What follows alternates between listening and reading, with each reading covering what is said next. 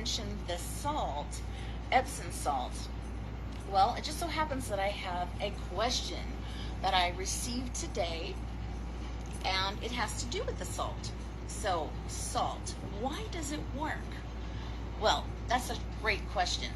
It does work, and there's so many different ways that you can use the salt.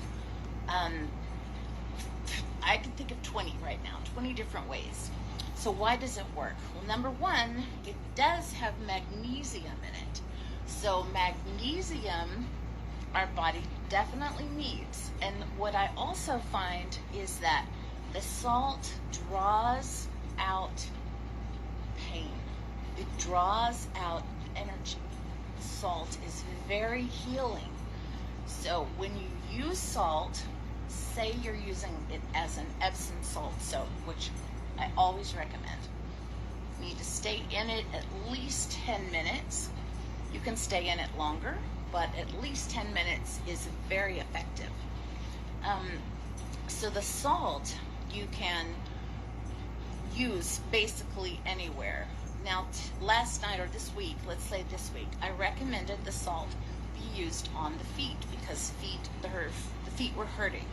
So one thing, there's not only were the feet hurting, but there was an energy accumulation attached to the feet. An energy accumulation also, and an emotional aspect to that. So what I suggested was to put salt on the ground, and sit outside is always ultimate, but you don't have to. You can put it on a large platter or just on your floor and then sweep it out later. But either way, you put the salt onto the floor or the floor area if it's outside or inside, and then you put your feet in it. You can also put more salt on top of it. You can make a huge salt kind of like bin thing if you want, but all you really need is just to spread the salt out and place the salt, your feet in the salt. You need to do that at least 10 minutes. 10 minutes is a good time, good amount of time to clear energy and clear physical energy, matter.